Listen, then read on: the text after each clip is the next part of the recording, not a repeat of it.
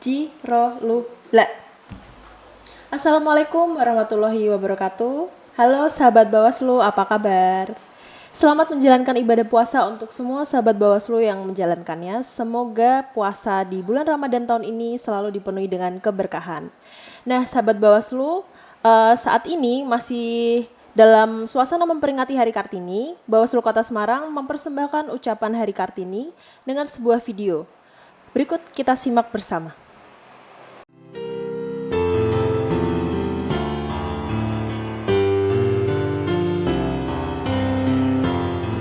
Wanita Indonesia adalah wanita yang memiliki prinsip dan bisa melakukan banyak hal dengan kuat dan penuh tanggung jawab.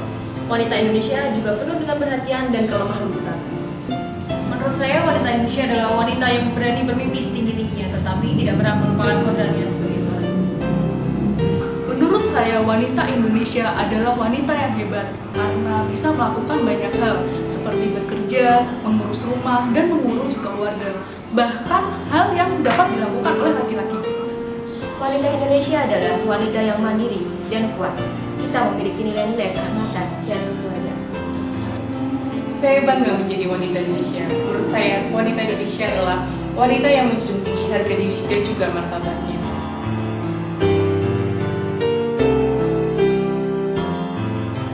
Saya bersyukur menjadi seorang wanita karena diberikan intuisi yang tajam sehingga dapat memberikan emotional support kepada orang-orang terdekat saya.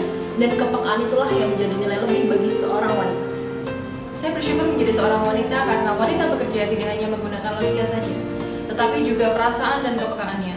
Hal itulah yang membuat wanita menjadi lebih gigih dalam memperjuangkan segala sesuatunya. Saya bersyukur menjadi wanita karena menjadi wanita adalah sebuah anugerah. Tetap menjadi wanita kuat yang percaya untuk menjadi dirinya. Dan selalu berusaha yang terbaik adalah sebuah berkah bagi banyak orang yang mencintainya. Saya bersyukur karena dari kamilah para wanita akan berlahir generasi-generasi bangsa yang baik di masa depan. Saya bersyukur sebagai wanita Indonesia karena kita dipersiapkan secara mental dan fisik untuk mendatangkan kehidupan.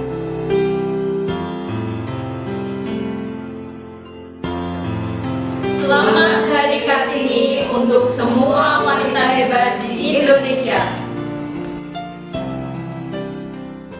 Bertemu lagi dengan saya Dira Mayang dalam program Integritas Informasi tentang Demokrasi Berkualitas. Nah, pada kesempatan kali ini saya sudah ditemani oleh Bapak Arif Rahman SHMH selaku Koordinator Divisi Hukum, Humas, dan Data Informasi Bawaslu Kota Semarang. Halo Pak Arif, sehat ya Pak? Alhamdulillah sehat. Alhamdulillah. Mayang. Terima kasih banyak Pak sudah dapat hadir pada program Integritas hari ini. Nah, pada kesempatan kali ini kita akan ngobrol nih Pak mengenai tema pada hari ini yaitu mengenai keterbukaan informasi publik di Bawaslu Kota Semarang. Ada beberapa hal yang ingin saya tanyakan Pak Arif. Baik. Berkaitan dengan keterbukaan informasi publik di Bawaslu Kota Semarang. Seperti kita ketahui bahwa Pilkada 2020 ini kan telah selesai dilaksanakan Pak. Iya. Nah, untuk saat ini apa sih kesibukan khususnya dari Divisi Hukum, Humas, dan Data Informasi Bawaslu Kota Semarang? Silakan Pak. Ya, baik. Terima kasih Mbak Mayang ya atas kesempatan yang sudah diberikan. Jadi sebelum saya menjawab apa yang tadi sudah dipertanyakan, saya sedikit ingin menyapa dulu nih untuk sahabat Bawaslu yang pada siang hari ini sedang menyimak ya tayangan Integritas. Ini merupakan kerja Humas Bawaslu Kota Semarang yang mana untuk memberikan informasi maupun sosialisasi kepada masyarakat secara luas melalui sarana media sosial. Nah, terkait dengan keterbukaan informasi ya, memang kita tahu bahwa Pilkada 2020 itu kan sudah berlalu ya. Desember kemarin sudah dilakukan penghitungan suara, kemudian kita juga sudah tahu hasil dari pemungutan dan penghitungan suara itu, hasil akhirnya seperti apa juga kita sudah tahu, dan kita saat ini menghadapi tahun-tahun transisi. Kenapa saya katakan tahun-tahun transisi? Karena di tahun 2021 sampai dengan tahun 2022, pertengahan tahun 2022, ini kita banyak nanti mempersiapkan terkait dengan internalisasi kelembagaan. Karena memang di tahun 2021 ini sampai dengan pertengahan 2022 itu bisa dikatakan tidak ada tahapan. ya, tahapan pemilu maupun tahapan pilkada itu bisa dikatakan tidak ada. Kalau berdasarkan regulasi yang kita ketahui, tahapan nanti itu ada di pertengahan tahun 2022. 2022. Jadi apa nih kesibukan yang dilakukan oleh Bawaslu ya secara spesifik mungkin di dalam divisi hukum, humas, data dan informasi. Nah, perlu saya sampaikan ini terkait dengan divisi hukum, humas, data dan informasi ini kan kita memiliki kewenangan atau tugas secara rutin ya, terutama dalam hal pengelolaan data dan informasi. Data dan informasi itu di kita ini ada yang namanya PPID. Nanti mungkin secara spesifik bisa diulas lebih dalam ya. Selain itu juga ada kehumasan. Nah, kehumasan salah satu sarana yang sekarang kita kembangkan ya salah satunya ini kegiatan-kegiatan talkshow, podcast atau nanti ada diskusi ringan termasuk beberapa kegiatan kemarin yang sudah dilakukan bagian dari implementasi MOU ya. Bawaslu mengajar itu juga dikelola kemudian disiarkan dalam bentuk kehumasan di Bawaslu Kota Semarang. Nah, kalau konteksnya hukum ini kita lebih nanti menempatkan dinamisasi regulasi yang memang itu baru dikeluarkan di tahun 2021 dan itu dilakukan proses sosialisasi maupun diinternalisasi.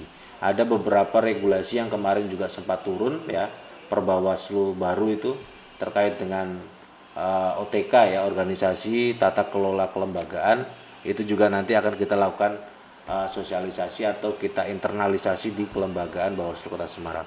Itu mungkin sekelumit ya kesibukan Bawaslu Kota Semarang khususnya divisi hukum, humas, data dan informasi di luar tahapan. Ya, kurang lebih kesibukannya itu Mbak. Program-programnya ya Pak yang nantinya akan dijalankan. Terus di 2020 itu kan ada pembuatan atau peluncuran buletin dan juga buku Pak, Bawaslu Kota Semarang. Nah, apakah di tahun 2021 ini akan ada lagi penerbitan buku dan juga buletin seperti sebelumnya? Ya, kalau untuk penerbitan buletin di tahun 2021 ini memang sudah dicanangkan ya di dalam program kerja maupun program yang berbasis anggaran pun ada tersedia. Jadi kita akan lakukan penerbitan itu selama dua kali per semester, artinya per 6 bulan sekali kita nanti akan terbitkan buletin. Nah, untuk periode berikutnya nanti di akhir tahun. Nah, untuk buletin yang rencana terbitan di pertengahan tahun 2021 ini lebih banyak mengulas kejadian kemarin di Pilkada 2020 itu. Ya, Pak? Jadi salah satunya itu juga buletin yang nanti akan kita produksi. Oke, berarti sahabat Bawaslu kita nantikan saja buletin dari Bawaslu Kota Semarang di tahun 2021. Oke Pak, pertanyaan selanjutnya nih. Kita masuk ke dalam tema pembahasan pada hari ini yaitu terkait keterbukaan informasi publik di Bawaslu Kota Semarang. Nah, bisa dijelaskan Pak, apa sih keterbukaan informasi publik itu? Ya, jadi keterbukaan informasi publik ini kan memang hal ihwal yang sudah menjadi kewajiban bagi penyelenggara negara ya. Penyelenggara negara atau instansi pemerintah yang memang dia ada korelasinya dengan kebutuhan publik. Nah, kita mengaca Bawaslu ya, Badan Pengawas Pemilu ini kan lembaga publik juga, penyelenggara negara juga yang notabene sumber anggarannya juga dari negara. Yang negara ini juga menghimpun sumber anggaran ini dari masyarakat itu sendiri, sehingga implementasinya adalah ya lembaga pemerintah atau lembaga negara ini harus memiliki keterbukaan informasi publik. Nah, terkait dengan informasi itu sendiri ya, kita tahu informasi ini kan kalau mau disederhanakan ya, ini kan berupa keterangan, pernyataan, gagasan, dan tanda-tanda yang mengandung nilai, makna, dan pesan baik data, fakta maupun penjelasannya yang dapat dilihat, kemudian didengar, kemudian dapat dibaca dan disajikan dalam bentuk berbagai kemasan dan format sesuai dengan perkembangan teknologi informasi dan komunikasi secara elektronik maupun non elektronik. Nah, secara general informasi itu ya, secara general itu yang dipahami. Sebuah informasi itu berupa tadi yang saya sampaikan, berupa keterangan, pernyataan dan sebagainya. Nah, Sedangkan konteksnya kaitannya dengan informasi publik, ini adalah informasi yang dihasilkan, kemudian disimpan, dikelola, dikirim, dan atau diterima ya oleh penyelenggara negara, ke dalam hal ini Bawaslu berarti ya, spesifik lagi Bawaslu Kota Semarang, yang berkaitan dengan penyelenggara dan penyelenggaraan pemilu dan atau pemilihan serta informasi lainnya yang berkaitan dengan kepentingan publik. Jadi selama informasi itu ada kepentingannya untuk publik, maka tidak ada lagi alasan ya bagi penyelenggara untuk tidak membuat informasi publik itu sendiri. Jadi ya sederhananya adalah keterbukaan informasi publik ini sebagian informasi yang bisa disajikan ya, dan itu memang untuk kepentingan publik dan kemudian publikasikan dalam bentuk media sesuai dengan perkembangan yang ada. Nah, di Kota Semarang ini kan kita punya web ya. Bawaslu Kota Semarang ini punya web. Kemudian bahkan kita punya web tersendiri, web PPID. Nah, jadi disitulah kurang lebihnya informasi-informasi yang masuk kategori informasi publik ya, yang bisa diketahui oleh masyarakat luas. Akan ditampung di website itu ya Pak? Website itu ya. Oke. Nah, menyinggung tadi adanya website dari PPID. Bisa dijelaskan Pak, apa sih PPID itu Pak? Ya, jadi PPID itu Pejabat Pengelola Informasi dan Dokumentasi. Pejabat Pengelola Informasi dan Dokumentasi. Ya. Jadi PPID itu sederhananya adalah, kalau biasanya itu kan ada desinformasi begitu ya. Kalau di dalam perkantoran itu kan ada ruang-ruang atau kanal-kanal tersendiri. Nah, ini spesifik terkait dengan informasi dan dokumentasi ini ada pejabat yang mengelola yang dinamakan PPID. Nah, kemudian PPID ini bertanggung jawab ya, mulai dari penyimpanan, pendokumentasian, penyediaan, dan atau pelayanan informasi. Jadi sangat luar biasa ini, artinya PPID ini ya sedikit banyak dia mengelola seluruh informasi data yang ada di satu instansi. Ya, biasanya mungkin kalau kita kenal soal kearsipan gitu ya, kearsipan atau dia yang mungkin membidangi di bidang administratif. Nah, ini tapi lebih luas lagi karena menyangkut informasi publik ya, spesifik yang terkait dengan informasi publik yang kemudian dikelola oleh pejabat pengelola informasi dan dokumentasi. Dalam hal ini PPID. Dan PPID ini kita juga SK, ada surat keputusannya ya. Ada surat keputusannya ya, mulai dari pembina, kemudian ada atasan PPID, ada PPID, kemudian ada petugas pelayanan informasi PPI. Jadi sudah ada strukturnya ya Pak? Ada strukturnya lengkap di situ. Dan kita juga plotting untuk petugas pelayanan informasi ini, kita memang ambil dari subdivisi yang ada di Bawaslu Kota Semarang. Jadi masing-masing divisi ada petugas pelayanan. Ya, di kita ini kan ada berapa divisi ya? Ada 5 ya kurang lebih ya. Nah, jadi 5 divisi ini sebagian resource-nya ini kita libatkan sebagai petugas layanan informasi. Harapannya untuk memudahkan barangkali nanti ada yang berkaitan dengan permohonan informasi, menyangkut soal sengketa, ada petugas layanan informasi yang memang sudah terhubung secara langsung di dalam divisi itu sendiri. Jadi sejauh ini memang PPID ini sudah berjalan secara baik ya. Cuma memang lagi-lagi kita membutuhkan kontribusi ya masyarakat untuk untuk proaktif, barangkali membutuhkan informasi atau dokumentasi terkait dengan kelembagaan Bawaslu, bisa datang ke Bawaslu Kota Semarang. Mungkin bisa di-share Pak mengenai nama dari website PPID Bawaslu Kota Semarang Pak? Ya, kalau saya nggak salah ingat ya, nanti mungkin bisa ditulis di layar ya. ppid.semarang kota .bawaslu.go.id. Nah, itu dia sahabat Bawaslu. Jadi bisa langsung mengakses ya, Pak. Ya. Di website PPID Bawaslu Kota Semarang dengan alamat website ppid.semarangkota.bawaslu.go.id. Di situ sudah ini lengkap yang ya, lebih Pak. tepat ini. Sudah lengkap, data dan dokumen ada di situ semua.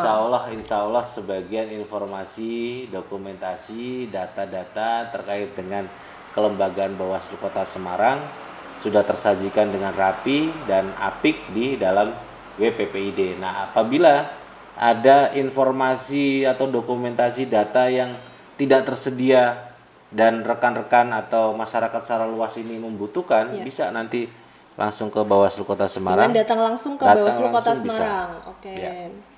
Nah, tadi menyinggung adanya informasi publik, Pak. Bisa dijelaskan, Pak, jenis-jenis dari informasi publik itu apa aja? Ya, ini informasi publik ya. Iya. Informasi publik ini kita ketahui terbagi dua macam sebetulnya. Yang pertama adalah informasi secara terbuka dan ada informasi yang dikecualikan.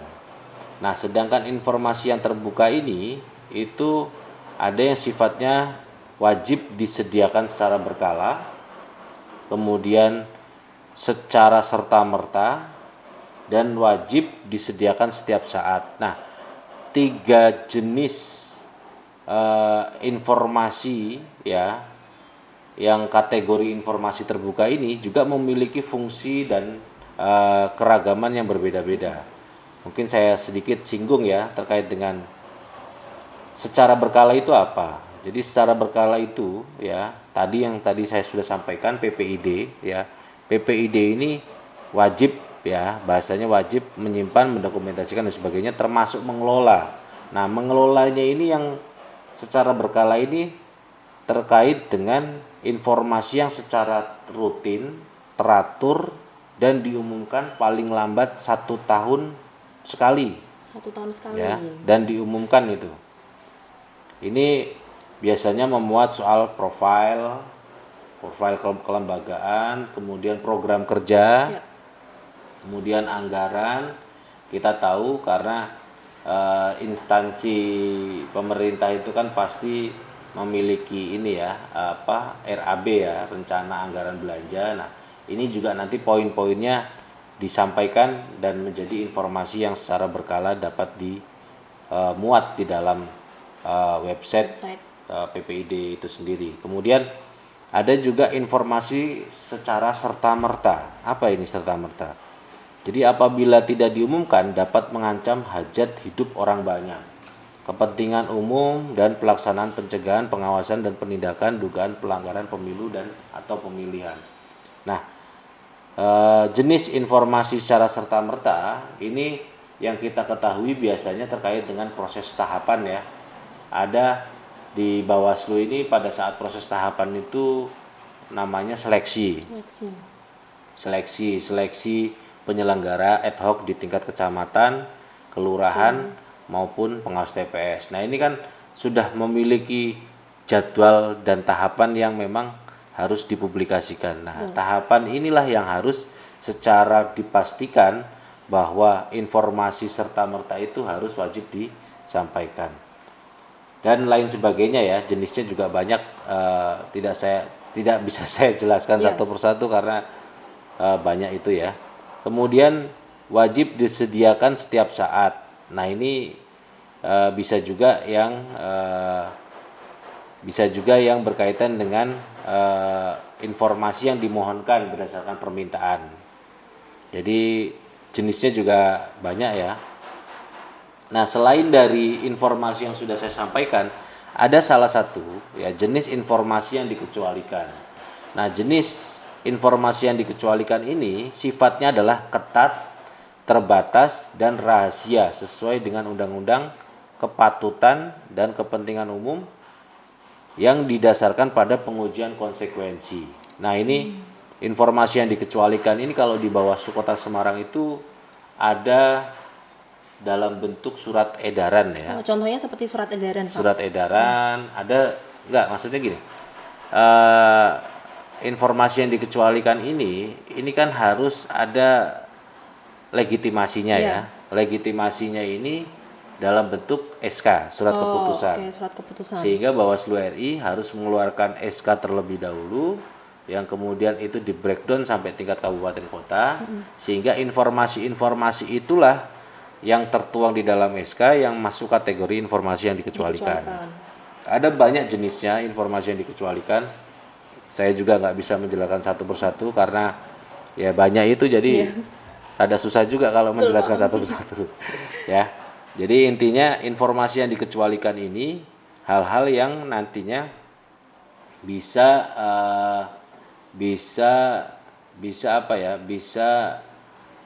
menyangkut kerahasiaan dan sebagainya. Salah satu contohnya adalah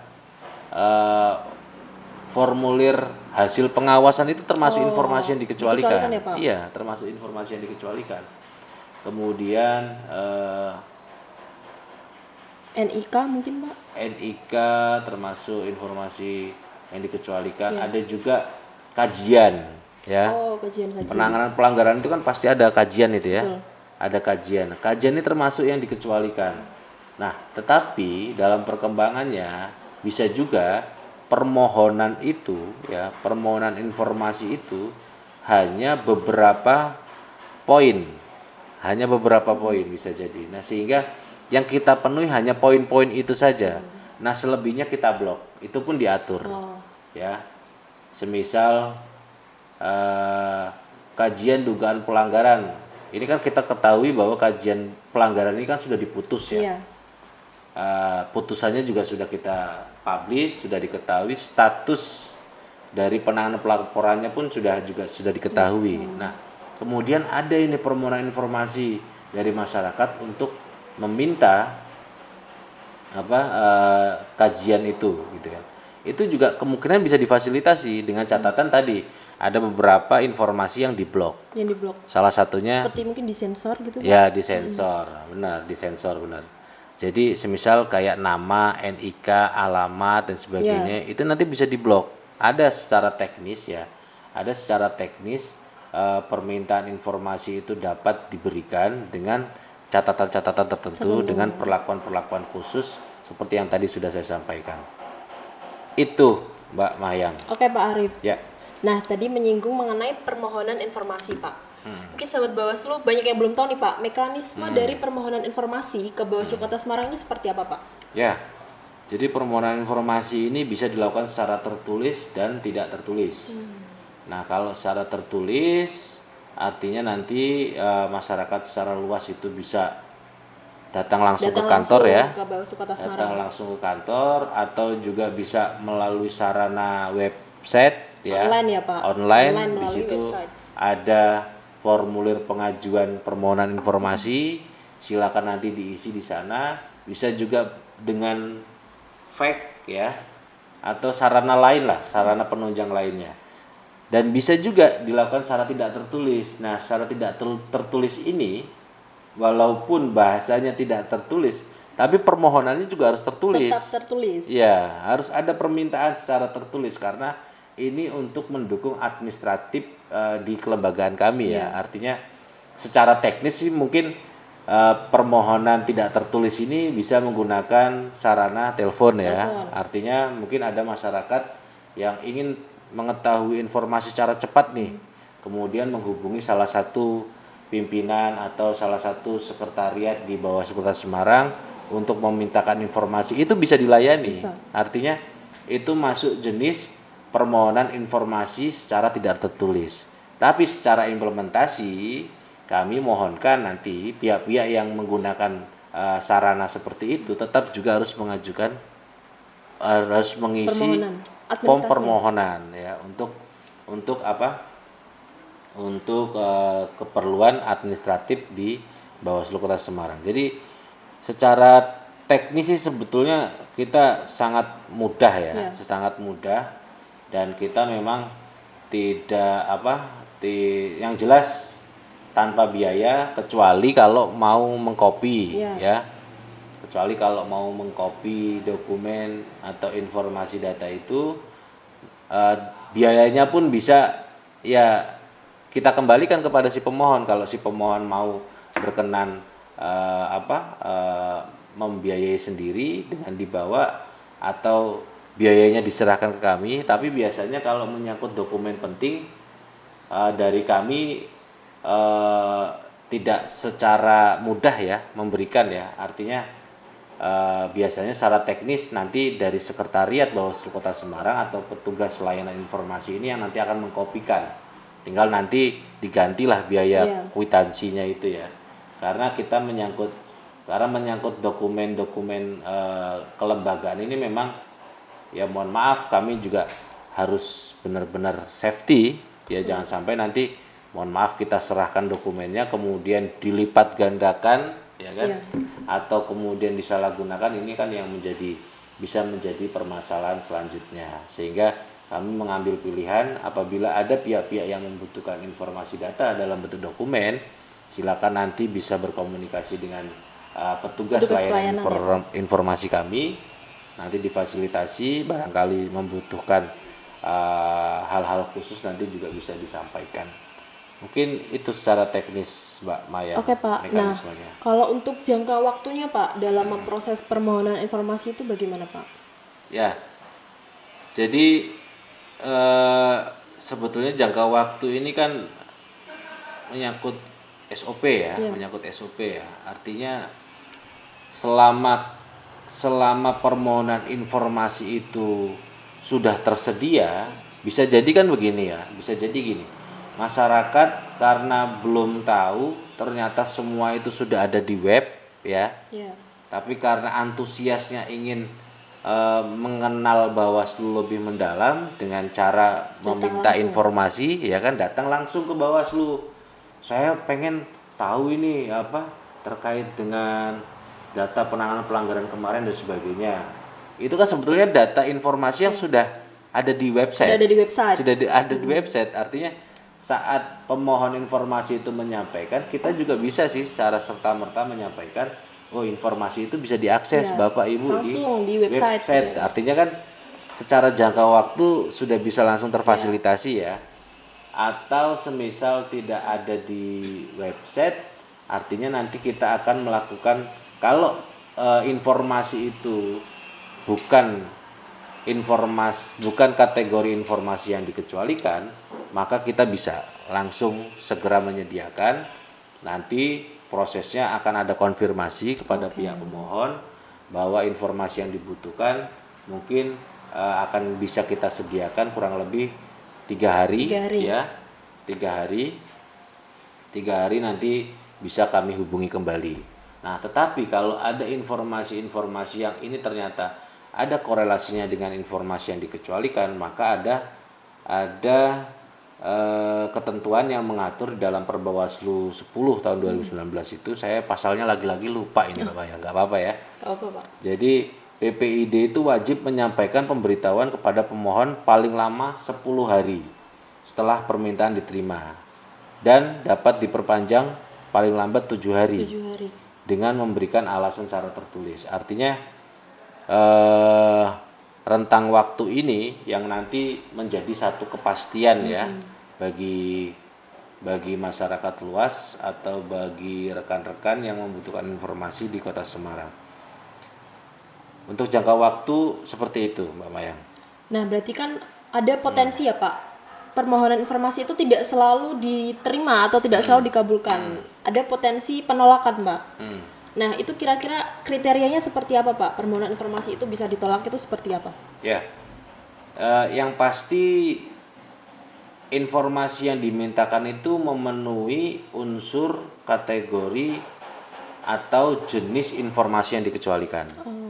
Kalau itu sudah menyangkut informasi yang dikecualikan, dalam arti informasi yang memang secara surat keputusan Bawaslu RI ini termasuk informasi yang dikecualikan. Kita pasti akan menyampaikan ya bahwa informasi yang dimintakan itu kita lakukan penolakan. Tetapi masyarakat juga punya upaya ya, artinya bisa menyampaikan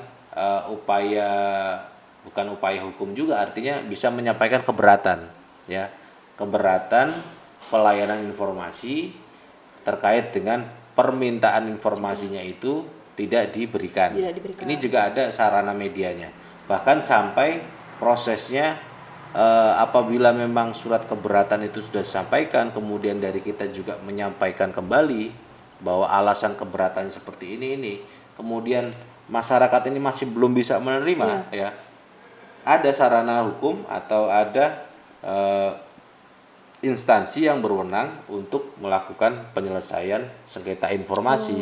Ini adanya di Provinsi Jawa Tengah dengan nama instansinya adalah Komisi Informasi Provinsi Jawa Tengah. Artinya dari proses penolakan itu bisa jadi pihak yang memohon informasi ini keberatan, silakan nanti sampaikan secara tertulis keberatannya seperti apa.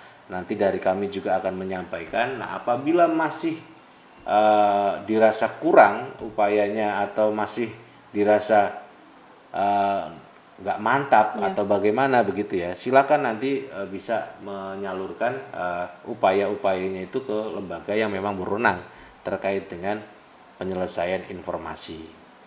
Oke Pak. Nah sahabat Bawaslu, sudah panjang lebar penjelasan mengenai keterbukaan informasi publik ya Pak. Terus di tahun 2020 yang lalu itu ada pemeringkatan keterbukaan informasi publik Pak yang diselenggarakan oleh Komisi Informasi Provinsi Jawa Tengah. Nah bisa diceritakan Pak, gimana sih prosesnya pemeringkatan tersebut terutama di Bawaslu Kota Semarang ini? Ya, wah prosesnya sebetulnya yang lebih tahu sebetulnya Mbak Mayang. Yang lebih paham. Iya, kalau saya cuma serpihan debu ya kan, lagunya siapa itu, serpihan debu. Jadi proses 2020 itu memang sangat berkesan ya buat kami ya, karena satu pengalaman yang berharga ya di tengah pandemi ternyata tidak menyurutkan, tidak menghalangi semangat Bawaslu Kota Semarang untuk terus mengembangkan terkait dengan PPID, karena saya tahu betul bahwa proses tahun 2020 itu bahkan mulai dari hal yang sifatnya sederhana ya, sifatnya sosialisasi sepertinya juga kemarin kan nggak begitu masif ya, artinya sosialisasi juga hanya sederhana, kemudian waktunya juga berhimpitan dan sebagainya. Alhamdulillah, tapi dari tahap demi tahap itu, mulai dari inventaris informasi dalam bentuk SAQ, self assessment questionnaire ya. SAQ. Jadi SAQ itu dimintakan dari Komisi Informasi untuk dilakukan cross check terhadap kebutuhan yang sudah ada atau belum di instansi pemerintah khususnya di Jawa Tengah. Nah, kebetulan kita mendapat porsi sebagai penyelenggara, ada juga KPU juga dilakukan hal yang sama. Dan pada proses itu memang kita karena waktunya ini juga terbatas. Singkat ya Pak? Singkat ya. Bahkan ada konsekuensi apabila lewat waktu yang ditentukan ini hangus, diskualifikasi. Jadi artinya nggak ada toleransi ya terkait dengan waktu yang sudah ditetapkan ini ya. Sehingga memang pada saat itu kita maksimalkan resource yang ada, kita kumpulkan semua staf sekretariat untuk sama-sama bahu-membahu ya, membantu untuk menyediakan apa saja informasi yang dibutuhkan dan bisa difasilitasi secara cepat. Kemudian setelah dari SAQ itu kita ada proses verifikasi. Verifikasi, dan itu juga pengalaman baru. Karena di Bawaslu Kota ini kan menarik ya, Bawaslu Kota Semarang ini menarik. Jadi pejabat PPID-nya ini dijabat yang sekaligus notabene bersangkutannya sebagai bendahara. Oh, jadi jabatan PPID itu dijabat oleh bendahara? Iya, karena kan secara normatif PPID itu kan harus diisi oleh pegawai negeri sipil. Diisi oleh PNS. Nah, sedangkan PNS di kami ini kan hanya ada 2. Satu Kasek atau Korsek pada saat itu, yang kedua bendahara. Jadi mau tidak mau akhirnya bendahara ini juga menjabat sebagai PPID. Nah, ini satu pengalaman yang menarik juga, bagaimana dalam waktu tempo sesingkat-singkatnya, secepat-cepatnya kita harus bisa mentransformasikan apa itu PPID kepada PPID itu sendiri, dalam hal ini PNS yang sebagai bendahara itu. Dan alhamdulillah pada saat itu kalau nggak salah difasilitasi rakor juga ya sama provinsi ya, difasilitasi oleh provinsi. Dan pada saat itu saya juga ingat yang bersangkutan sebagai salah satu contoh ya, sebagai salah satu contoh untuk Mempresentasikan ya Pak? Iya, mempresentasikan seputar PPID dalam proses rakor tersebut. Dan ada sisi menariknya itu di situ. Pengalaman baru. Ya, pengalaman baru ini menciptakan hal yang baru. Dan alhamdulillah dalam proses itu ya, sampai dengan terakhir kita ada uji publik ya itu ya. Ada uji publik, kebetulan pada saat itu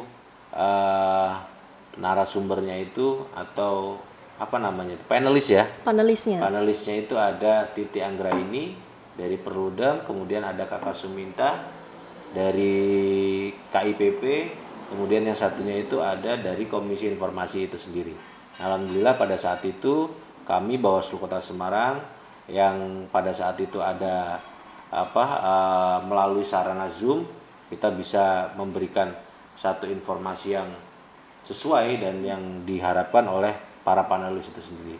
Dan di akhir dalam proses pemeringkatan itu, Bawaslu Kota Semarang mendapatkan predikat menuju informatif. Menuju informatif peringkat kedua. Peringkat pertamanya kalau nggak salah Kabupaten Sukoharjo. Ya. Terus peringkat ketiganya, nah saya rada lupa kalau peringkat tiganya ini. Itu di dalam acara KIP Awards itu ya Pak, 2020? Ya, di dalam acara KIP Award tahun 2020. Karena memang mereka ini kan melaksanakan kegiatan pemeringkatan itu setiap tahun. Oh ya, kepada semua badan publik. Kepada semua badan publik yang ada di Provinsi Jawa Tengah. Kalau skupnya Jawa Tengah ya berarti Provinsi Jawa Tengah aja. Karena di kabupaten kota memang walaupun amanat undang-undang itu kan ada ya, Komisi Informasi di tingkat kabupaten kota, tapi karena saya juga kurang tahu kenapa sampai dengan hari ini sejak keluarnya undang-undang tahun 2008 ya, nomor 14 tahun 2008 itu sampai dengan sekarang kok formasi kabupaten kota di Jawa Tengah ini kok belum ada. Tapi ada, kalau tidak salah di Jawa Timur atau di provinsi mana itu ada. Jadi saya lupa provinsinya mana, artinya di tingkat kabupaten kota ini ada komisi informasinya. Ini kita nanti tinggal tunggu perkembangannya, barangkali nanti di tahun-tahun berikutnya ya, di Kota Semarang ya, di Jawa Tengah sudah ada komisi informasi di tingkat kabupaten kota. Jadi Bawaslu Kota Semarang tadi mendapat predikat menuju informatif dengan peringkat kedua. Itu istilahnya kita berkompetisi ya Pak? Berkompetisi dengan lembaga atau badan publik yang lain, Bawaslu kabupaten kota yang lain. Ya, jadi tidak hanya Bawaslu kota, tidak hanya Bawaslu kabupaten kota, ada juga KPU ya, ada juga instansi-instansi yang lain. Cuma memang kan membuat KIP itu melakukan klaster ya, klasternya ya. Ini klaster untuk penyelenggara pemilu, ini pemerintah, ini di bidang kesehatan. Seingat saya pada saat proses kemarin pembacaan award itu juga kan berbagai macam itu dari instansi, ada dari rumah sakit, dari lembaga publik lain. Jadi kurang lebih sedikit cerita proses pemeringkatan yang kemarin sudah dilalui oleh Bawaslu Kota Semarang. Ya memang kita sadar betul bahwa proses ini sebetulnya sih kalau mau dibilang kompetisi juga enggak ya, karena memang kita bersama 34 kabupaten kota yang lainnya itu juga sama-sama belajar, kita sama-sama diikutkan rakor yang sama juga ya.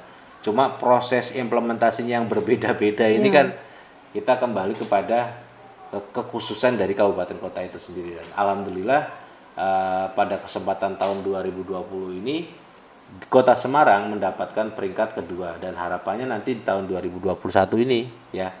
Kalau ada lagi ya Pak? Insya Allah ada lagi. Semoga nanti kesempatan sebagai lembaga yang mendapatkan predikat informatif ini bisa diemban oleh Bawaslu Kota Semarang. Amin. Ya bisa dibilang ini suatu pencapaian yang bagus ya Pak, karena kan website PPID pun baru untuk Bawaslu Kabupaten Kota. Ya, Kalau tidak salah baru 1 tahun bahkan. ya, 1 tahun. Tapi bisa mencapai Bus. yang luar biasa dan membanggakan nih sahabat Bawaslu ya. Iya. Oke Pak Arief, ini mungkin pertanyaan terakhir ya Pak. Harapannya ke depan untuk pelayanan informasi publik terutama di Bawaslu Kota Semarang ini seperti apa Pak? Ya, jadi kalau harapan kami ya sebagai badan publik ya dengan apa kita juga sudah menyediakan ya sarana PPID itu sendiri, ya kami harapkan nanti masyarakat luas atau pihak-pihak yang berkepentingan terkait dengan informasi dan dokumentasi serta data di Bawaslu Kota Semarang bisa menggunakan sarana itu. Kita tahu di Kota Semarang ini kan universitasnya cukup banyak ya. Bahkan yang bekerja sama dengan Bawaslu Kota Semarang ini untuk MOU itu ada sekitar 11 atau 12 kalau nggak salah itu 11 universitas ya Pak? 11 universitas yang melakukan MOU dengan Bawaslu Kota Semarang, sehingga saya sangat yakin kebutuhan akademik ya, kebutuhan kawan-kawan mahasiswa ini untuk meminta data informasi ini sangat luas, sehingga kami harapkan nanti sarana PPID ya yang mana di dalamnya itu ada pelayanan informasi ini bisa difungsikan, bisa dimanfaatkan. Ya kalau memang bisa datang langsung kami persilakan, tapi kalau memang sarananya hanya bisa dilakukan dengan online ya nggak apa-apa juga gitu. Silakan membuka website itu tadi ya Pak. Iya. Sudah tersedia semua di website PPID Bawaslu Kota Semarang. Oke, nah itu tadi sahabat Bawaslu pembahasan kami mengenai keterbukaan informasi publik di Bawaslu Kota Semarang. Terima kasih banyak Pak Arief atas sharing ilmunya yang sangat bermanfaat pada hari ini. Sama-sama. Saya Dira Mayang berserta seluruh kerabat kerja yang bertugas undur diri. Jangan lupa untuk like, komen, dan subscribe akun YouTube Bawaslu Kota Semarang untuk selalu dapat notifikasi seputar Bawaslu Kota Semarang yang terupdate. Bersama rakyat, awasi pemilu. Bersama Bawaslu, tegakkan keadilan pemilu. Salam awas.